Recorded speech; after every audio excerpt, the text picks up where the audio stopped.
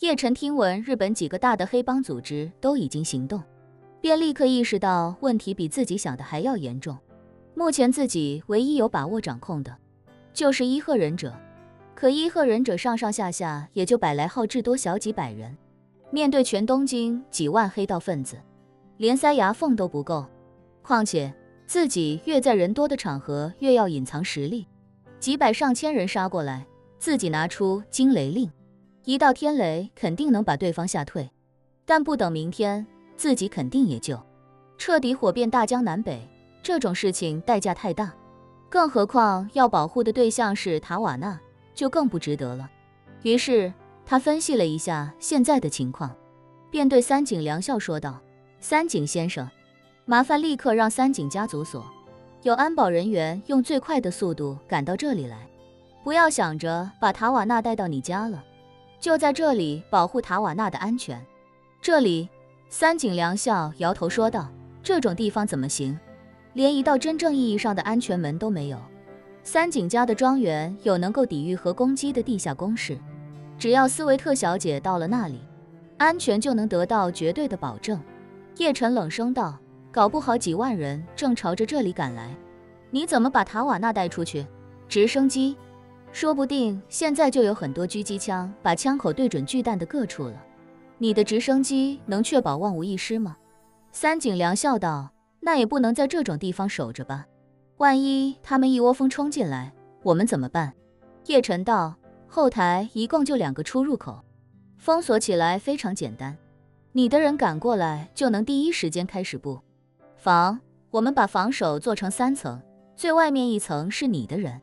中间一层是我的人，最后一层我亲自负责。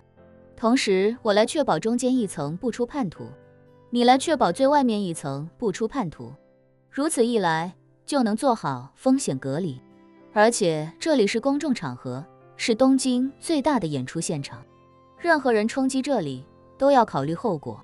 到时候可以通知日本警视厅，他们一定会派人过来保护这里的安全，同时也保住他们的颜面。只要我们保证3层布防不出问题，不让任何有风险的人接近塔瓦纳，警视厅就能在我们3层防御的最外层再加1层防御，如此一来基本就能确保万无一失。一旁的三井新美立刻说道，欧多桑，我觉得叶先生的办法很好，我们就在这里原地布防，只要严格按照叶先生的规划，做好层层防御，就一定能保证塔瓦纳的安全。三井良笑摆摆手，淡然道，区山口组和一帮不入流的黑帮根本用不了这么麻烦，我会轻而易举地震慑住他们，让他们老老实实的滚蛋。三井新美忙道，欧多桑，那些黑帮组织可不是这么好把控的。对山口组这样的黑帮，三井新美是有些忌惮的。山口组作为全日本最大的帮派组织，麾下掌控的暴走族成员至少数万人，在日本的社会地位和影响力都非同一般。据说山口组在2014年时，一年的营收规模达到了600亿美元。不过这种计算方式并不科学，是媒体为了夸大山口组的实力，为了提高新闻的噱头，故意将所有与山口组有关的产业以及相关产值都算在了山口组的头上，从而得出的夸张数字。比如东京的一条被山口组掌控的风情街，一年所产生的所有产值有1亿美金，这1亿美金都会被媒体算在山口组的头上。但实际上，如果把这条风情街视作山口组的子公司，那首先一点就是山口组对这家子公司也做不到100%控股，最多也就占到60%。而且这1亿美金只是总产值，还没扣除各种成本，这其中包括了整个风情街的地产租赁收入、装修及相关损耗、水电燃气成本、所有的酒水食品以及各种原材料成本，甚至还包含了几千名小弟、上千名小姐姐的薪资提成，甚至就连风情街上治疗性病的诊所收入也会被计入其中。但实际上整条街1亿美元的产值，与山口组有关的可能也就6000万，而这6000万再扣除掉上述的各种显性成本以及隐性成本，能作为净利润上缴给山口组总部的利润也将大大降低。毕竟这一条街就有几百上千人要养，单是这部分成本就已经是天文数字，还要打点各种关系，所以在扣除所有成本之后，山口组能得到的归母净利润最多也就几百万美元，一边是1亿美元，一边是几百万利润。按照这个比例折算下来，山口组一年的净利润至多也就几亿美金。不过山口组强大之处在于，它能够养活几万人，让这几万人从小喽啰到中高层领导都活得非常滋润的同时，还能剩下几亿美金利润。而这几万人就像是这个蚁群的工蚁，不但每天全力以赴的工作，还会为捍卫蚁穴而不惜付出生命。这几万部众才是山口组屹立不倒的根本。不过即便是山口组这样的黑帮，在三井家族面前依旧算不得什么。虽然三井新美忌惮他们的规模，但在三井良孝眼里，山口组的七代目，也就是他口中的西田裕弘，不过就是个上不来台面的小混混。他可以像骂自己司机一样对西田裕弘呼来喝去，而西田裕弘全程别说还嘴，就连头都不敢抬。所以当他听说西田裕弘竟然让山口组暗杀塔瓦纳，便立刻怒不可遏，大有一种受到下课上侮辱的愤怒。三井良孝的弟弟立刻将电话打给西田裕弘，在电话接通之后，他便立刻问道：“是西田吗？”“是我。”电话那头一个中年男子的声音略带几分尊敬地说道：“三井先生，您怎么想起来打我的电话？”三井良孝的弟弟冷声道：“不是我要找你，是我大哥三井良孝要找你。”一旁的三井良孝直接伸手将电话抢了过去，开口便是厉声呵斥：“西田裕弘，你活腻了，竟然敢派人暗杀我三井良孝的宾客，是谁给你的胆子？”